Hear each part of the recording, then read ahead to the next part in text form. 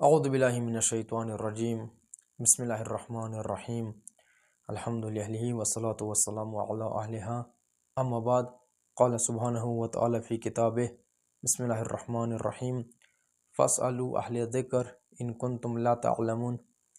عزیزان گرامی قدر و سامعین محترم، آج آپ کے سامنے حاضر ہوا ہوں ایک مہم بحث کے ساتھ، اور وہ بحث ہے ہمارا تقلید۔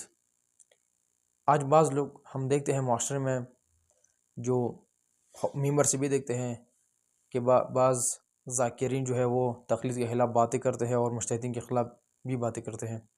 ہم پہلے سمجھیں گے کہ تقلید ہے کیا، اور ہم تقلید یعنی کہاں پر ہمارے لیے ہم کر سکتے ہیں اور کہاں پر ہمارے لیے تقلید جائز نہیں ہے۔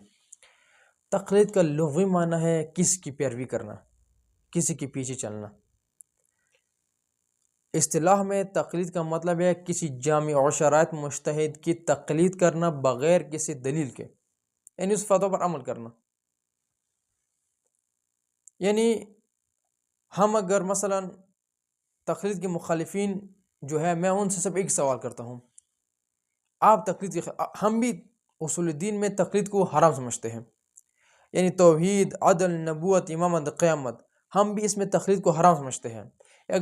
اگر ہم کسی بندے سے پوچھیں کہ آپ موحد کیوں ہے، آپ اللہ کو کیوں مانتے ہیں، اگر وہ جواب میں یہ کہے کہ چونکہ میرے والدین خدا کو مانتے ہیں تو میں بھی خدا کو مانتا ہوں، یہ دلیل قابل قبول نہیں ہے۔ از روئے بصیرت ہر انسان کو یہ جانا ضروری ہے کہ خدا ایک ہے، خدا کا وجود ہے، یہ ہر انسان کے پاس کم از کم اتنا اس کو پتا ہو۔ فروع دین میں نماز، روزہ، حج، زکوٰۃ میں ہم تقلید کے بغیر آگے نہیں چل سکتے۔ یا تو اگر آپ کو تقلید نہیں کرنا چاہتے تو پھر آپ خود مجتہد بن جائیں، کسی نے آپ کا راستہ نہیں بند کیا ہوا۔ 3 راستے ہیں یعنی دین کو سمجھنے کے لیے، یا تو مجتہد کی تقلید کریں، یا تو احتیاط پر عمل کریں، یا مجتہد بن جائیں۔ احتیاط بھی تقریباً مجتہد بننے کے نزدیک ہے، کہ جس میں یعنی بہت کم فرق ہے۔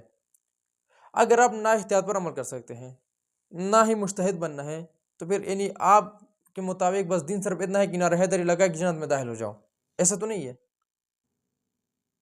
اگر آپ نے دین کو سمجھنا ہے تو پھر ہم نے اس تک پہنچنے کے لیے چیز پر عمل تو کرنا ہے۔ مطلب مثال دے دوں، اگر میں اندھیرے میں جا رہا ہوں، میں دیکھ رہا ہوں کہ دور سے ایک بندے کے پاس روشنی ہے، اب عقل کا تقاضا کیا ہے، عقل سالم کا تقاضا کیا ہے کہ یا تو میں اس روشنی والی کو فالو کروں جس کے پاس روشنی ہے، یا میں خود اپنے لیے روشنی کا بندوبست کروں۔ آپ بھی اس طرح ہے، اگر آپ نے نماز پڑھنا ہے، دین میں حلال و حرام کیا ہے، واجبات کیا ہے، مستحبات کیا ہے، مکروہات کیا ہے، واجبات کو ادا کرنا ہے، پھر آپ کے پاس 2 ہی راستے ہیں، یا تو خود جستجو کرے، جدوجہد کرے، دین کو سمجھے، یا جو سمجھے ہوئے ان سے سوال کرے۔ قرآن بھی کہہ رہے ہیں فاسألوا اہل ذکر، سوال کرو اہل علم سے، ان کنتم لا تعلمون، اگر تم نہیں جانتے۔ بس اگر کوئی تقلید کی مخالفت کرتا ہے، میں اسے فقط ایک سوال کرتا ہوں، نہ میں طلاق کی طرف جا رہا ہوں، نہ نکاح کی طرف جا رہا ہوں، نہ خوم و زکوٰۃ و جہاد کی طرف جا رہا ہوں، نہ کہنے میں مطلب خداوند تعالیٰ نے ہمارے لیے کیا حلال کیا ہے، کیا حرام، اس طرف نہیں جا رہا۔ صرف اسے ایک سوال میں کروں گا، جو قرآن مجید میں اللہ سبحانہ و تعالیٰ نے 700 سے اوپر مرتبہ کیا فرمایا ہے کہ نماز واجب ہے، نماز ادا کرو۔ اب میں ایک سوال کرتا ہوں کہ نماز کا قرآن مجید میں صرف اجمالی ذکر آیا ہے، تفصیلی نہیں آیا، نماز پڑھو۔ اب میں نماز کیسے پڑھوں؟ صبح کی 2 رکعتیں، ظہر کی 4 رکعتیں، عصر کی 4 رکعتیں، مغرب کی 3 رکعتیں اور عشاء کی 4 رکعتیں، پھر نماز میں تکبیرۃ الاحرام ہے، رکوع، سجود، قیام، تشہد، یہ تو مجھے قرآن نہیں بتایا۔ اب آپ سے میں سوال کرتا ہوں، میں نماز کیسے پڑھوں؟ نماز میں نے پڑھنی ہے نا، یہ تو آپ مانتے ہیں، اب میں نماز کیسے پڑھوں؟ آپ مجھے اس کا جواب دے دیں۔ اور چپ ہو گیا، مجھے پتہ ہے اس کا جواب نہیں ہوگا۔ پھر وہ کہے گا جی ہم امام کے حدیثوں کی طرف جائیں گے، تو بھی آپ کی تقلید ہی ہو گئی نا۔ وہ جو امام کی جو کتابیں لکھی ہے وہ بھی علماء نے ہی لکھی ہے، وہ جو علماء کی کتاب پڑھیں گے وہ بھی تقلید ہی تو ہے۔ یہ کیسے آپ مطلب عجیب ہے، ایک ذاکر ممبر پہ آتا ہے، ایک جاہل جس کو قرآن پڑھنا بھی نہیں آتا، وہ آپ سے کہتا ہے کہ جی تقلید نہ کرو۔ آپ اس کے کہنے پر اس بندے کی تقلید کرتے ہیں، لیکن مجتہد جس نے 40 سال دین کو پڑھا، قرآن کو پڑھا، حدیث کو سمجھا، حدیث کے اقسام کو سمجھا، نہیں معلوم کتنے علوم پڑھے ہیں، اس جاہل کی بات پر آپ اس عالم کو ٹھکراتے ہیں. کتنے افسوس کی بات ہے. میں نے عرض کیا کہ تقلید کا معنی کیا ہے؟ کسی کی پیروی کرنا. اب آپ نے تو جاہل کی پیروی کرنی ہے یا عالم کی پیروی کرنی ہے؟ اب بہتر نہیں کہ آپ عالم کی وہ پیروی کریں. اگر آپ نے اہل بیت علیہ السلام کی سیرت پر چلنا ہے تو پھر آپ کیسے جائیں گے اہل بیت کی سیرت پر؟ ہم نے ممبر پہ جس جوہلا کو بٹایا ہے، جن کو خود قرآن کا نہیں پتا، حدیث کا نہیں پتا، وہ ہمیں بتا رہیں گے جی حلال کیا ہے حرام کیا ہے. بس تقلید سے آپ بچ نہیں سکتے. بس آپ نے خود فیصلہ کرنا ہے کہ عالم کی کرے یا جاہل کی کرے.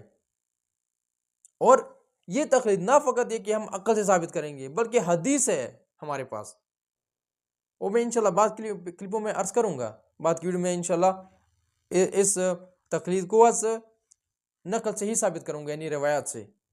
فی الحال ہم عقلی بات کر رہے ہیں کہ میں نے جب دن کو سمجھنے میں کس کے پاس جاؤں. ابھی تو امام ہمارے پاس ظاہر میں نہیں ہے، اور امام ہمیں ایسے چھوڑ کے نہیں گئے. اب جب امام نے ہمیں کسی کے حوالے کیا ہے تو وہ کون ہے؟ یا تو آپ نے اگر حلال و حرام کی تمیزیں کرنی، واجبات نہیں کرنا، بس صرف ٹائم پاس کرنا ہے حیوانوں کی طرح، اس کے تو پھر کچھ بھی نہیں ہے. وہ تو پھر تقلید کو انکار کرے، تقلید کرے، کوئی فرق نہیں پڑتا. لیکن جو کہتے ہیں کہ نہیں ہمیں اہل بیت کی سیرت پر چلنا ہے، ہم نے قرآن پر عمل کرنا ہے، ہمیں حدیث پر عمل کرنا ہے، یہ ان کے لیے باتیں ہیں کہ جو حلال و حرام کو سمجھتے ہیں، جو محرم و محرم کی تمیز کو سمجھنا چاہتے ہیں، جو واجبات خدا کو بجاوری کرنا چاہتے ہیں، ان کے لیے ہے. جو دن کو اہمیت دیتے ہیں ان کے لیے تو ہے ہی نہیں، وہ تو پھر ہر چیز سے بالاتر ہے. ان کے لیے فکر صرف نر حیدری ہے، اور اس میں مجلس میں نر حیدری اور جنت کا ٹکٹ اس کو مل جاتا ہے. وہ تو پھر ان کی جنت بہت آسان ہے، اس کا وہ تو ہم بات ہی نہیں کر رہے. ہم بات ادھر کر رہے ہیں کہ نہیں جو دن کو سمجھنا چاہتے ہیں وہ کیسے سمجھے. وصلی اللہ علی سیدنا محمد و آلہ طاہرین.